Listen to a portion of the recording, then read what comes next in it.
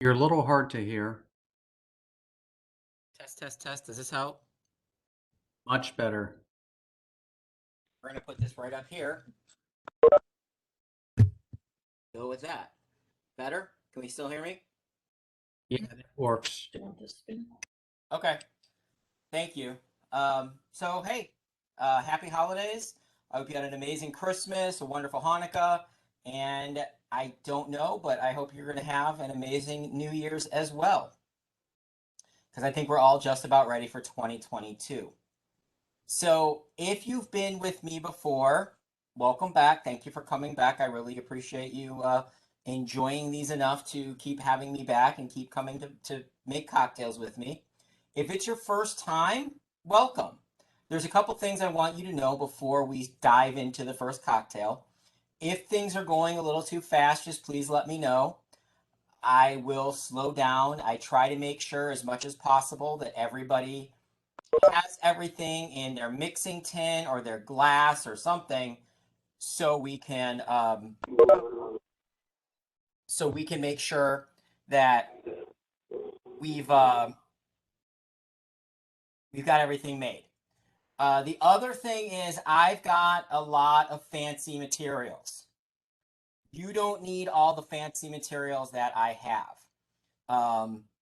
If you don't have a jigger, and this is a jigger, this is a 1.5 ounce and a 1 ounce measure for jiggers. 1 tablespoon is a half an ounce. So if you have tablespoons at your house, you can do this with us. 2 ounces, if we do something with 2 ounces, that is 1/4 of a cup. So if you have a 1/4 cup measure, you can do this with us as well. In terms of shaking, typically, like I have clearly a fancy shaker. It's got a top, it's got a strainer, all that fun stuff. If you don't have those types of strainers, you can always do it in 2 pint glasses. And what you'll do is you'll just take the 2 pint glasses and sort of roll them back and forth together. So it'll have a similar impact. It'll get everything stirred the way it needs to be stirred. It's just you don't happen to have the type of shakers that I have. So anytime we're making cocktails, I want to make sure that you understand for future Raiders on the Rocks that if you don't have a tool or if you don't have a particular liquor, that's perfectly fine. I try to make them as neutral as possible. But because we've had so many people come back over and over again, I also throw in some advanced content. So this first cocktail I thought would be great for New Year's Eve for the main reason of the fact that it's going to use up some. I'm going to just keep holding this. It's going to use up some of that champagne or that sparkling wine that you have left over. And so this is called airmail. It's a classic cocktail that if you are familiar with a cocktail called a French 75, it is a play off of that. If you take a look, it's got very similar ingredients and very similar proportions. So the first thing we're going to do in our shaking tin is we are going to add 2 ounces of our golden rum. If you have amber rum, I am using plantation dark rum. But if you have any kind of dark rum, even a light rum, just 2 ounces of that to start. And you're going to put that in your shaker. And so now you're just going to have 2 ounces. And I'm just watching everybody, making sure everybody's getting things in. And the fantastic thing about rum is relatively inexpensive if you want to get a really good rum. Plantation is one of my favorites. They don't really make, I don't know, like other than Still Rights, I don't know a lot of really local rum makers. I think Dayton Brewing might have, or Dayton Distilling might have a rum. But I wanted to use this dark rum because I know that Still Rights, their dark rum is spice. And for this one, I'm trying to avoid adding the spice. Also, if you have questions, you can either put them in the chat and Brooke will let us know, or there will be a little bit of time at the end of each cocktail to have a bit of a conversation. So the next part we're going to do is a half an ounce of lime juice. Now, I am going to fresh squeeze my lime juice because that's just the way I do things. If you don't have fresh squeezed lime juice, if you just have like one of these bottles of lime juice, that is perfectly fine. Use the bottled lime juice. I always do some fresh. So I'm going to squeeze a little bit of fresh lime juice, probably a little bit more than I need for this cocktail because I know we have another cocktail coming soon that is also going to need some lime juice.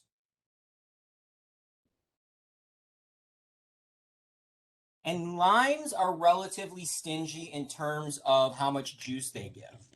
A typical lime will give about a half ounce to 3/4 of an ounce of juice, where when you start getting into lemons, lemons are about an ounce of juice. Oranges, you're going to get a couple ounces. So the larger the fruit, the more juice you're getting out of it. So I am just squeezing them in my juicer.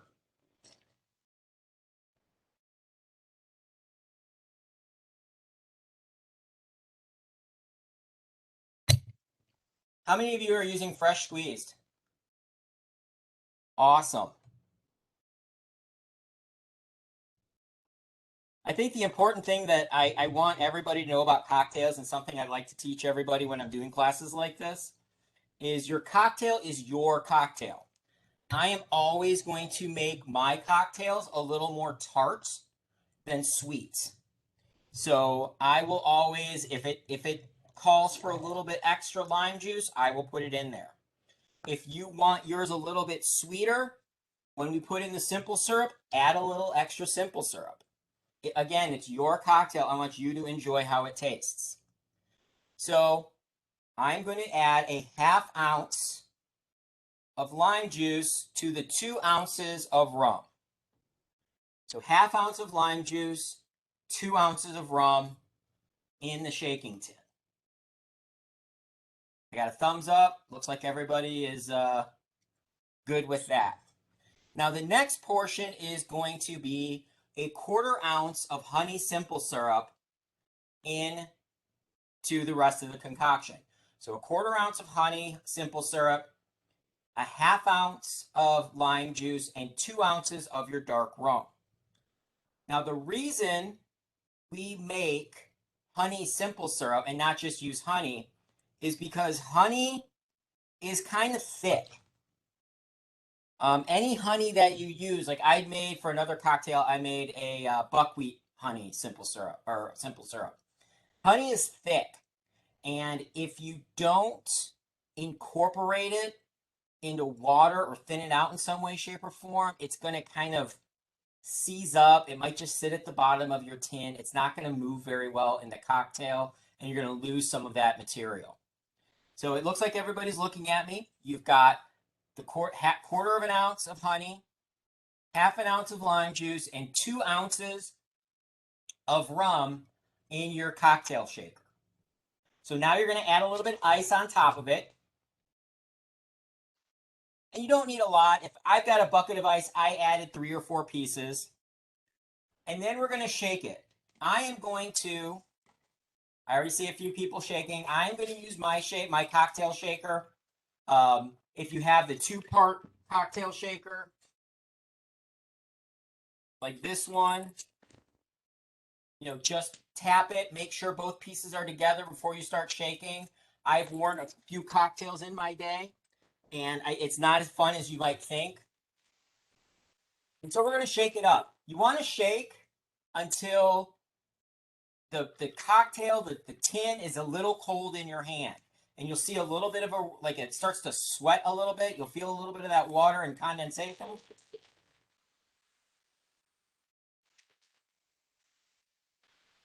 And the sound of the ice will change a little bit. It'll sound a little bit differently as you shake it. So now, if you're using a 2-piece and you don't have a Hawthorne strainer, which would be one of these, if you don't have one of those, you can always just leave a little bit of a crack so the water doesn't come, or the ice doesn't come out, and pour into your glass.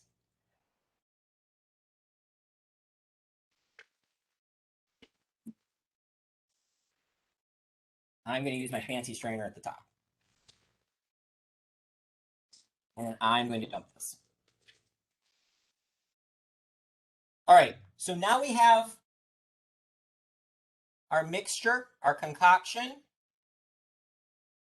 But we have one last thing we need to do, and that's add a little bit of the bubbly stuff. Now, the recipe calls for brut champagne, so a little bit drier champagne because we have a lot of sweetness in there already. But you can use whatever you'd like. Again, if you want to use Prosecco, if you want to use Cava, anything that has a little bit of that extra kick to it, as it were. And I grab a bottle opener. This requires a bottle opener.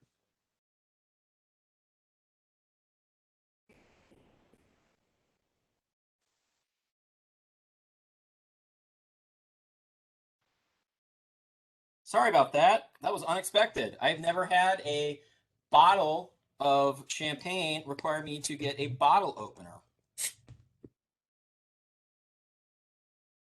But I am in my little den of cocktailing, so everything is close by. Now we're going to pour our champagne over top of it, and you want to go a little bit slowly when you're pouring champagne into something else because it can bubble really quickly.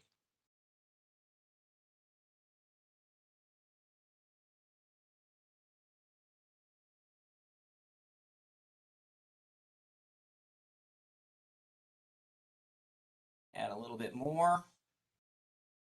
Then the last part of this, we are going to stir it. So you're going to take a stir or a spoon or anything that you might happen to have near you and give it a little bit of a stir to make sure that everything is incorporated.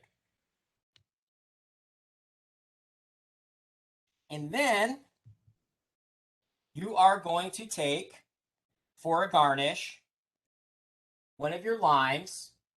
And if you have a peeler or any way you're going to be peeling this, a little bit of a knife, you are just going to cut off a little bit of the zest. And I'll be honest, lime zest is a little bit hard to get off. So if you are having some problems, you're not alone. We will squeeze it over the top.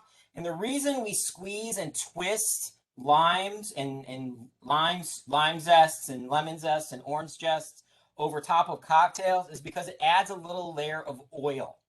So whatever the flavor is, it adds a little bit of that oil, and you get a little bit of that aroma and a little bit of that taste in the cocktail. And then we can add the garnish in. And there is some airmail for you. Does everybody have a cocktail to enjoy? All right, everybody. Cheers. Looks like Joyce was cheersing. Cheryl's got hers. Rob's got his, of course. Lucy.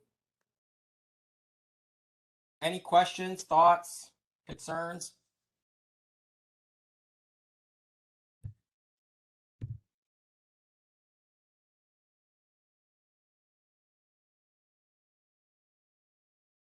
That was called the airmail, Chris. Yes.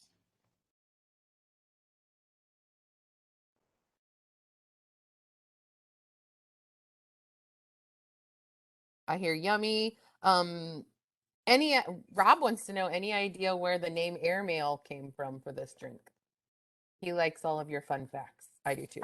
From what I can tell, it was just what they happened to name it. They didn't have a really good reason for why this was called airmail.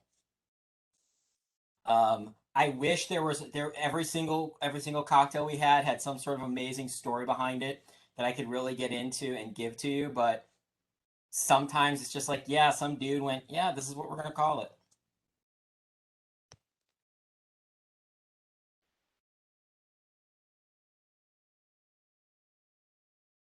The Cosmopolitan is the same way.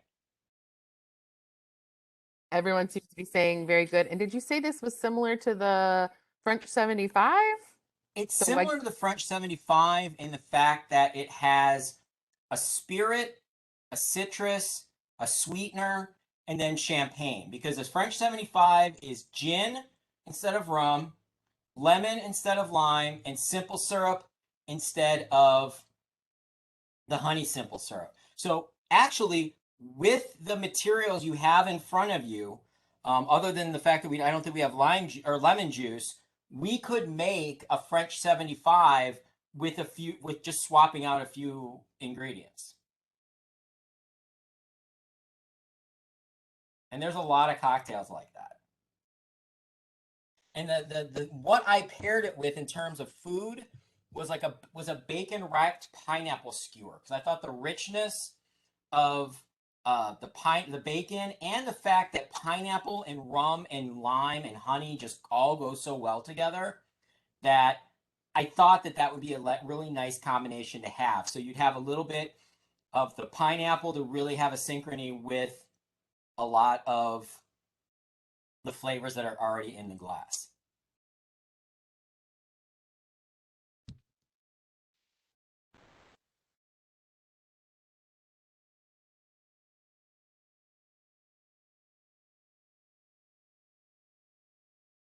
Other questions?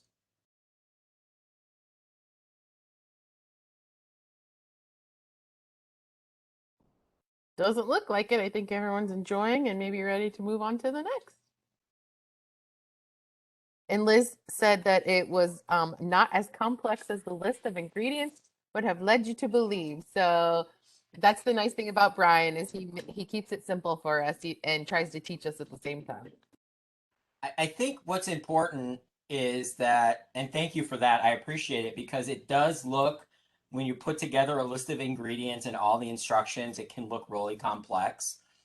But when you start actually putting everything together in a glass, or you start making a cocktail, it's not as complex as you might be led to believe. We ready for an apple old fashioned? Apple cider old fashioned? I think they are. I'm getting some thumbs up and some nods.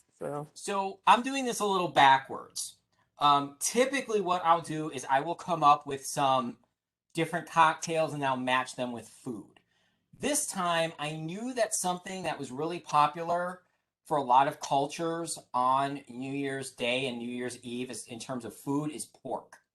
I know in my family, we always had pork and sauerkraut.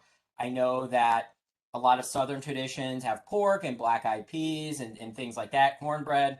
And so pork is a very common meat that you'll find, common food that you'll find on New Year's Eve. So I wanted to make a cocktail that would go well with the pork.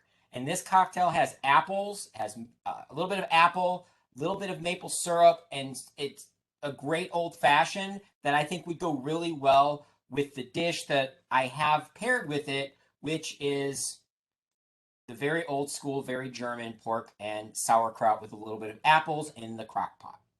Now they're curious, could this drink also be a warm drink? Yes. If you wanted to warm up the apple cider, which we're not doing for this one, but if you wanted to warm up the apple cider, absolutely you could make this a warm drink. And that might be something that we do for the next time is, do we do a warm drink?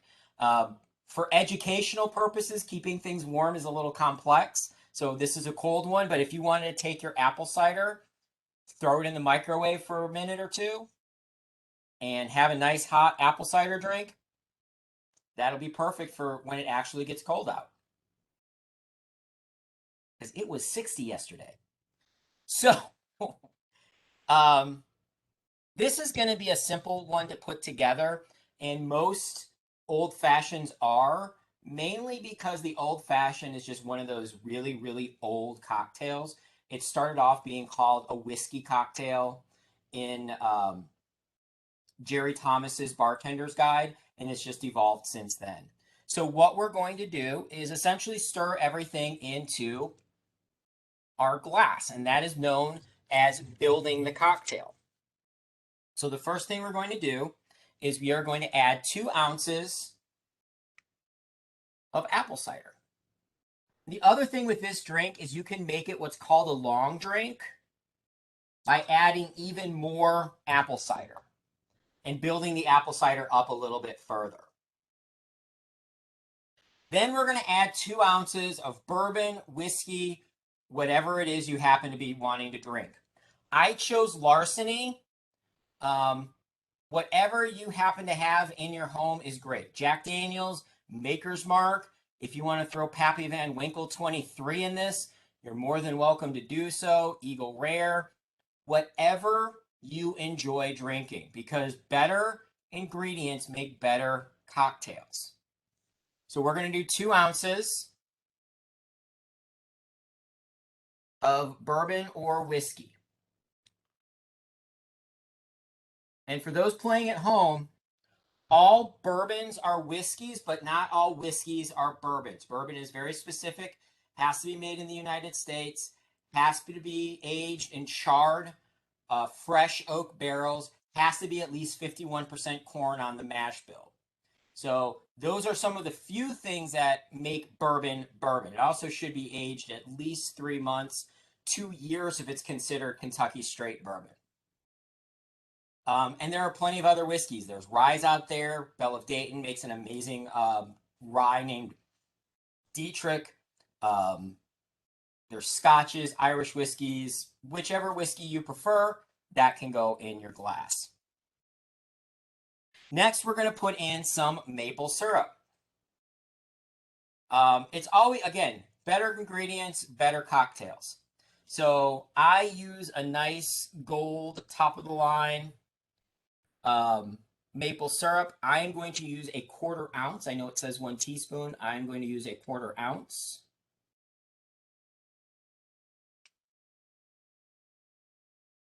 And so this is really, like, when we're talking about old fashions, this is really the way an old fashioned typically is. Some sort of fruit. Typically it is oranges, cherries, or lemons. Some sort of sweetener. Usually it is a sugar cube. Sometimes simple syrup. And then Angostura bitters or some sort of bitters. Angostura is the old school gold standard of bitters. And I'm going to put in a couple dashes. And bitters are something that I've got a whole bunch of them right there. Bitters are just kind of like your spice rack for cocktails.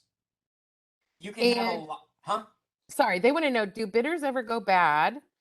And also, one person's out of maple syrup. Is there anything else you could sub? Try to use the honey syrup. I would use the honey syrup for that. Probably about the same amount because you've diluted it, but yeah, I'd use the honey syrup for that. Do bitters go bad? Not really. They are highly alcoholic. In fact, most bitters, if you take a look at the label, they're 48% out, 44.7% alcohol by volume, which would be roughly 90 proof. So they'll last a good 10 years. This little bottle will last you a good 10 years. Unless you're like me and you're making cocktails a lot, this little bottle will last you a couple of months. But alcohol in general, like all the alcohols I have behind me and in front of me, once the bottle is open, it's the same. It doesn't change very much for the first 1 to 2 years. Then after that, it changes at a very, very slow pace. So you could have this bottle of bitters for a very long time. Now we're going to add some ice. And you can add, if you have a large block of ice, you can add 1 large block. I'm adding smaller ice cubes, and then I'm going to stir. And what's the brand of bitters that you recommended? The good, she said the good stuff or the good bitters that you recommended? So the good stuff, the most common of all bitters is Angostura. And you could usually tell, I'm going to grab the larger bottle so everyone can see it. It's always got a white label, and the label goes up above the bottle just a little bit. And you can find this absolutely everywhere. Arrow Wine has it, Kroger has it, Meyer has it. It's probably the most common form of bitters. So you really can find it anywhere. Now to garnish, you could either go with a cinnamon stick, which is pretty simple. Take cinnamon stick, put in cocktail, enjoy. Or if you're going with an apple, I sliced off one side of the apple.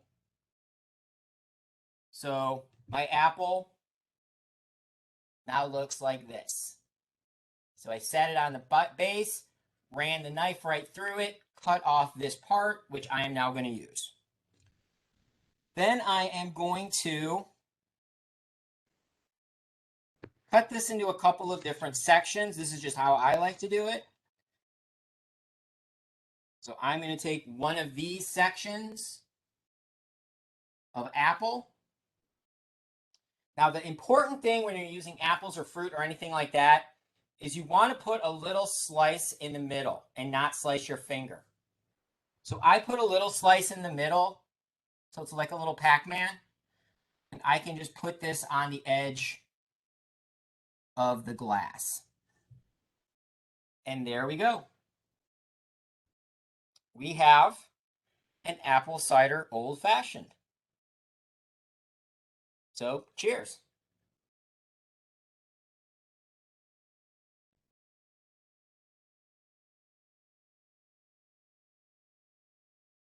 Mm-hmm.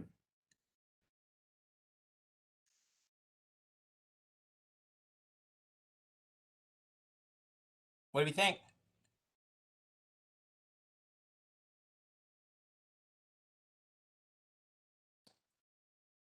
Getting some more thumbs up. I think people are still kind of rummaging it through their palate a little. Enjoy Ooh, it. someone said we have a winner. I see hands clapping. And I like this. And they're excited to try it warm too. Do it. Give us feedback. Let us know how that goes.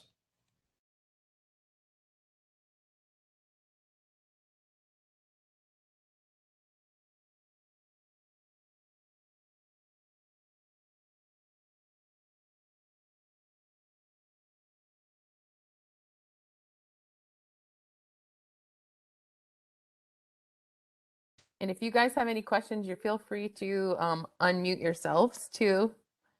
Yeah, I like to talk to people. Chris, I love you, and I'm not trying to be antisocial, but I have just survived Christmas with a 4-year-old, and I'm trying to, the right state break. I'm trying to do all the things, and so you need more alcohol to see my face today. So, but thank you for asking. I hope you're all well.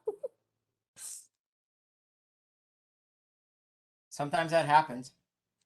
I try to maintain some professionalism, and it just didn't happen today. Look, it's not a big deal. I like seeing everybody's friendly faces, but I'm happy everybody's here making cocktails. Yeah. Thank you for validating me, Rob. I appreciate that.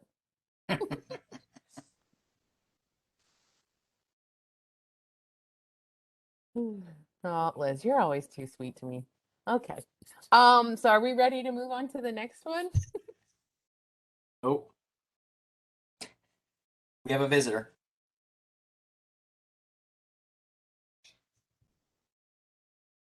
I'll catch him eventually. Is everybody ready?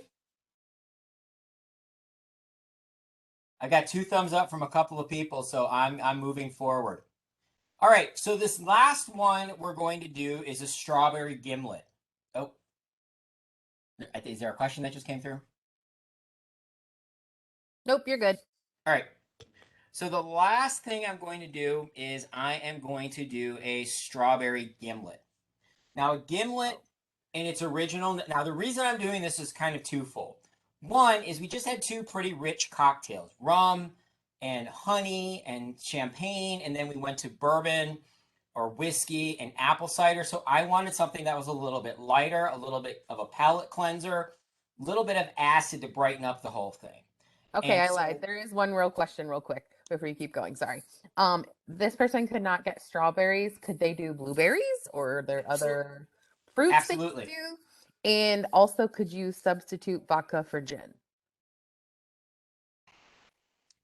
So, as far as fruit goes, any fruit that you want is absolutely fine with me. If you wanted to do mixed berries and you had some raspberries, blueberries, and strawberries, and you want to muddle them all up, great, perfect. Um, as far as substituting gin for vodka, you're going to lose a little bit of the herbalness of what gin brings to the cocktail. So it's going to be a fruitier cocktail and a slightly sweeter cocktail, but it's still going to taste good. I hope you all heard that. What? All right. So whatever fruit you happen to have. Now, if you are using raspberries, blueberries, something like that, something small, you don't necessarily have to um, cut anything up. I have strawberries, so I have to cut up my strawberries. So I'm going to hull the strawberry first, cut that off, and then I am going to cut it into relatively manageable pieces.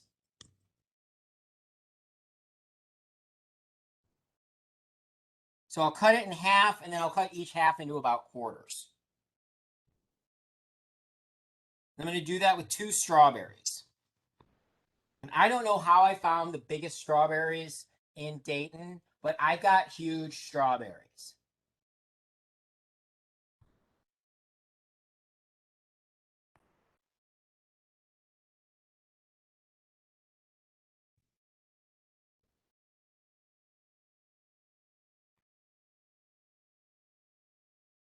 So And now if we have they all. are, oh, sorry, Brian. Go ahead. If they decide to use other fruits, would they just kind of use about as many as like you would for 2 strawberries, like the kind of weight equivalent, or? I would say probably 6 to 8 blueberries or raspberries.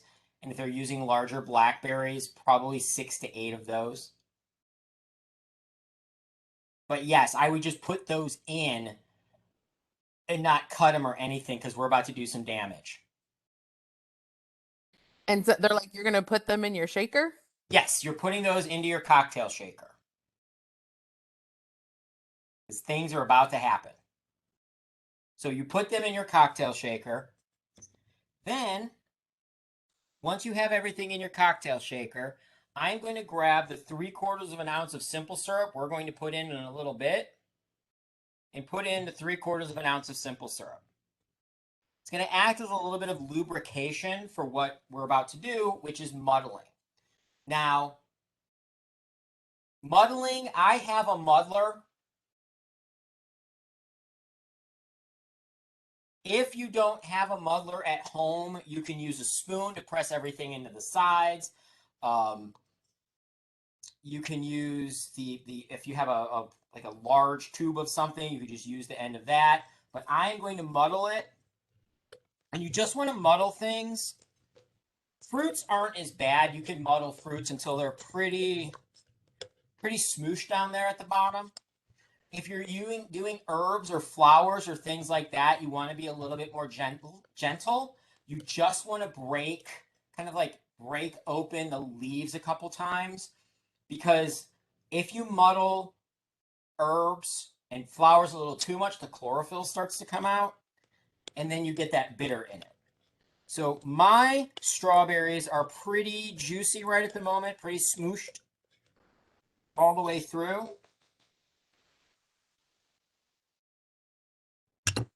And so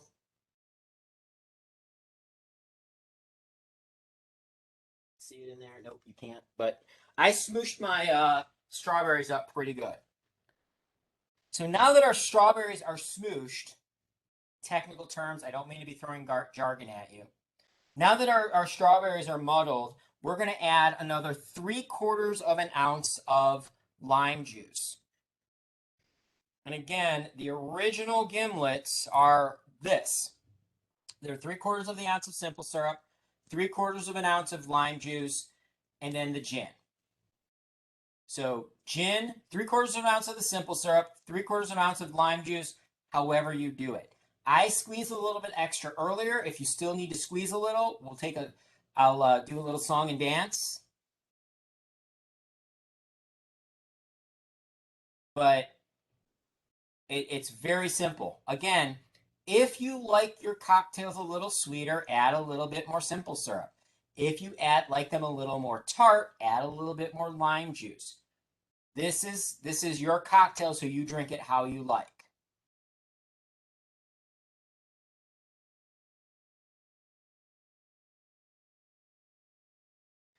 And I looked, but I could not find any Belle of Dayton in 2 places when I went to find my gin. So I'm still going with a local gin out of Columbus called Watershed 4 Peel Gin. I'm seeing some nods. It's a really good gin. So I'm going to do 2 ounces of that.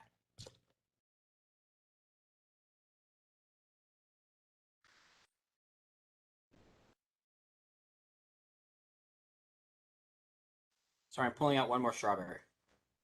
Again, they're huge. What I need is a double boiler now to make chocolate covered strawberries. All right, so I see muddling happening, which is good. It got everything muddled together. I see people adding some drinks, some ingredients still. So I'll just walk through it one more time. Cut up 2 strawberries or add 6 to 8 berries of your choice. You can mix and match depending on how you want this to taste. Add 3/4 of an ounce of simple syrup and then muddle that all together.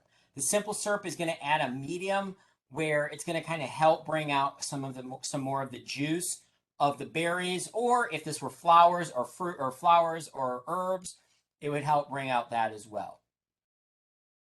Then you're going to add 3/4 of an ounce of lime juice and 2 ounces of your favorite gin. You are now going to add some ice, again, 3 to 4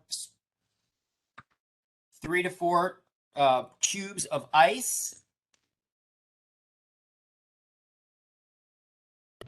We are going to get all of our attachments together for shaking and mixing. Remember, if you are using 2 of these, give it a little tap. Make sure you have these together. You don't want to wear this.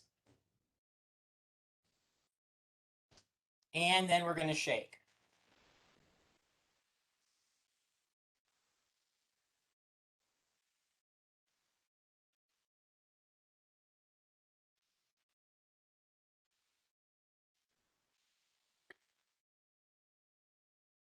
Now, then we're going to strain. If you want, and you have a baby strainer as well, if you want to use a smaller strainer, you can double strain it. You don't have to double strain it. I'm going to single strain it. Unfortunately, that's not going to go as well as I was hoping.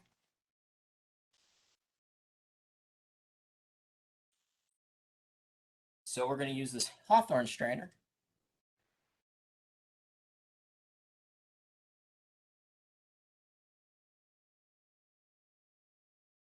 And there we go. It's pretty, it's red, it's light, it's festive. And if you want to give it a nice garnish, you can cut it in a similar manner as you cut up the strawberries for hulling. Here's the hulled strawberry. Hulled strawberry cut in half. And then I'm just going to cut it in half and then a quarter.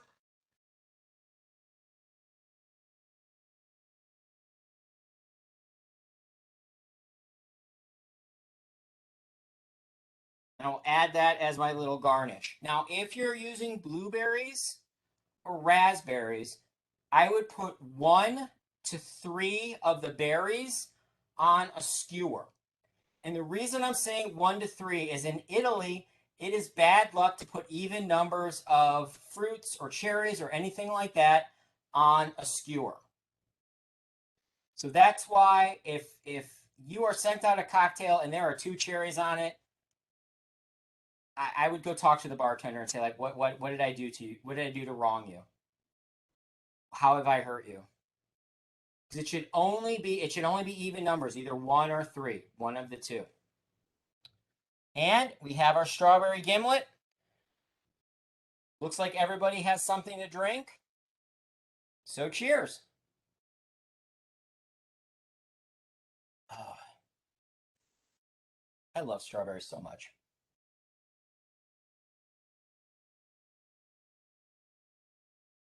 And I would pair this with a lemon cake with fruit in it as well for the same reason.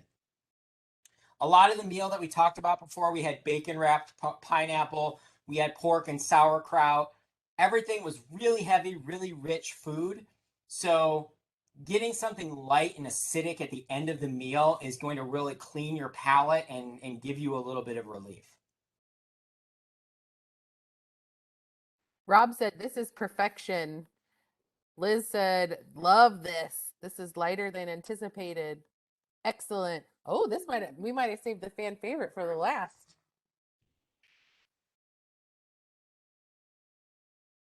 It's always touch and go. Joyce said, "Even with raspberries and vodka, it's great." Perfect. I'm glad to It's you hear. making it your own, Joyce. And Joyce got a brand new mixing set for Christmas too that she asked for, so she's playing with some new toys. Ooh, show off! Look at you. Oh, she's fancy. Yeah, I got a new matte black mixing tin that I'm excited to use.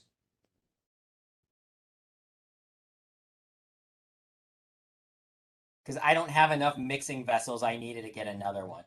Cheryl said she did blueberries and vodka, and it was great. And Matt used vodka, but he thinks it might be better with the gin. I think, like, I know a lot of people don't like gin. I get it. But when you put gin in a cocktail, a lot of that pininess, a lot of the herbalness goes away. And I think that's what a lot of people miss. Is yes, if you're just drinking straight gin, you're really going to get those herbs all over your palate.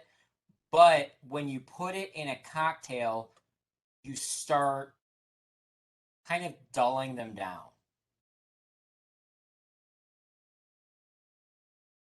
What are the questions?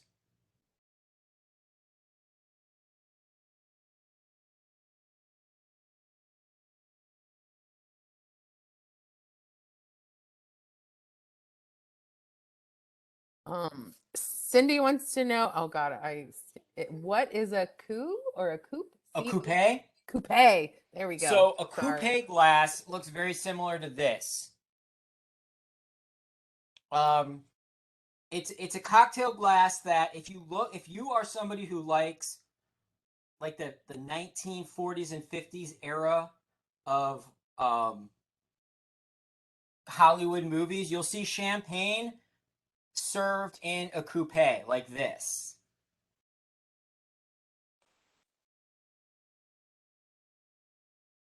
This is pretty common from the 30s and 40s, or Nick and Nora, which has a very similar look. Going a little bit further, there is the story behind the coupe is it is modeled off of Marie Antoinette's breast. So this is a glass that was typically used for champagne before the flute became more common.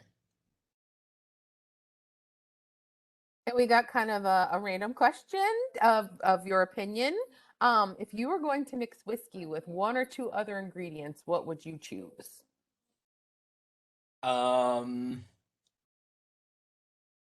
Is there any other context?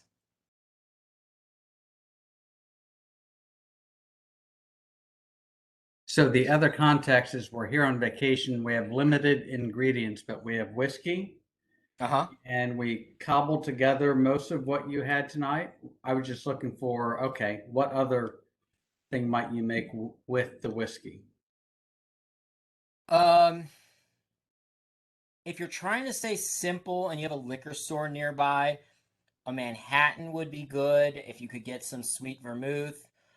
Ginger beer is always fantastic, and you can find ginger beer and ginger ale absolutely everywhere. Um, Trying to think of some other things to put with the whiskey. Um, those are the two big ones that come off the top of my head. Coffee would be good if you have coffee. You can mix coffee and whiskey together. That's a good one. Um,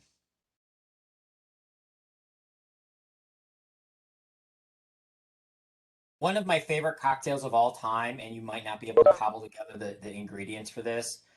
Actually, I'm going to step back.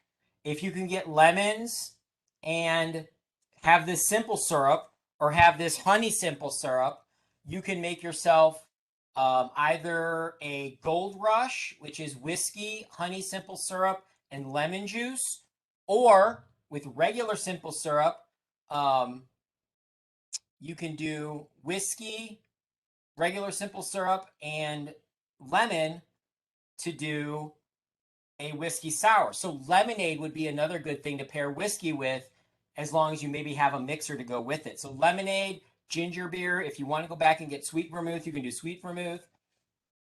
But those would be the things like off the top of my head that I would go with. That's great advice. Thank you very much. You're welcome.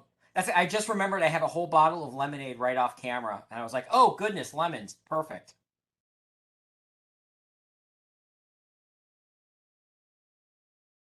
Other questions?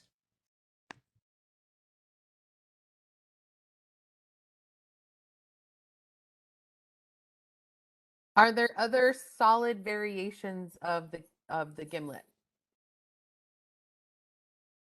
Um, Honestly, the gimlet is a really good base for other cocktails. So, like we were saying before, we were talking about the French 75. Um, I'm sure lime juice, honey, gin, and champagne would go really well together because the honey, and I don't know why I'm swinging a knife, because the honey, I think the honey, the lime, and the gin would go perfectly well together, as with the champagne. Um, I mean, a daiquiri is pretty close to a gimlet. You just switch out the rum. You just switch out the gin for rum, and you pretty much have a daiquiri. So there's that variation of it. Um, if you add ginger beer to the top of it, you've kind of got a Moscow Mule. Um, and if you add soda on top of it, you have a Tom Collins. So there's a lot of, I think, small variations you can do with this to try different things out. And I would go back to saying that you could make a gimlet and then put some lemonade in it, and then you would have a nice, like I'm thinking like lavender, like a lavender lemonade with a little bit of gin and simple syrup. I think would be fantastic.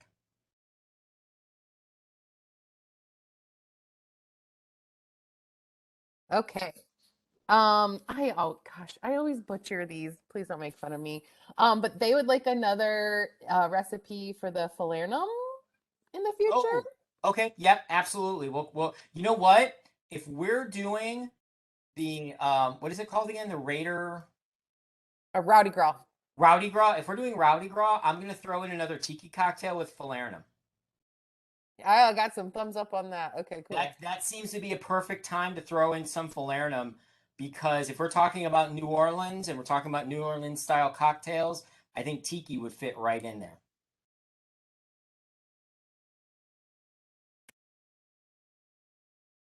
Awesome. Well, as always, you guys can email me if you have any other suggestions, feedback that you want to see for future ones. We definitely plan to keep this going as long as Brian will have us. Um, And Brian and I are going to be working on the date for that Rowdy Gras one. But speaking of Rowdy Gras, I did pop our website in there, rightstatealumni.com/events. We do have information up for our beer tasting, Rowdy Gras. I think the golf outing might even be live, and there's like a Chicago trip, and some other stuff. So there's some cool things that we're hoping to be able to accomplish safely in 2022, so that we can all still be together and do some fun things. So if you want to check that out and get registered earlier, that would be great. And then, of course, I will email you all as soon as Brian and I figure out something for the next Raider on the Rocks. So without that, if you guys don't have any other questions, we'll let you go and enjoy the rest of your evening, the rest of your 2021. I hope you have a Happy New safe Year, everyone. and healthy Happy New Year, and that you're all doing okay. And I look forward to seeing you. And Brian, as always, we love listening to you. So thank you so much for your time. We appreciate you. So Thank you. Happy New Year, everybody. Happy New Year. Have a great night. Thank you. Have a great night.